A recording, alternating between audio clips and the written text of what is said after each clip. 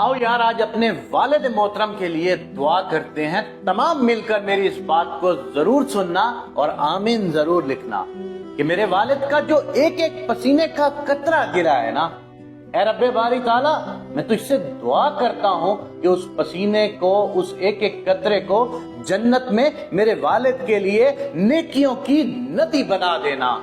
یاد رکھنا، تم اس شخص سے صرف یہ پوچھ کے دیکھو یا اس سے اس فیلنگز کا پتہ کر کے دیکھو، کیونکہ کسی دوسرے بندے کو اس فیلنگ کی اہمیت کا اندازہ ہی نہیں ہو سکتا کہ جس کا باپ نہیں ہوتا۔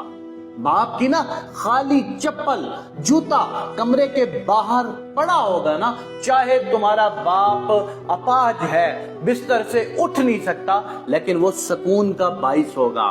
اپنے والد کے لیے دعا کرو کہ خداوند کریم تمہارے والد کو لمبی عمر عطا کرے اور صحت والی عمر عطا کریں، اور جن کے والدین اس دنیا سے چلے گئے ہیں نا، خداوند کریم ان کو جنت الفردوس میں اعلیٰ مقام عطا کریں،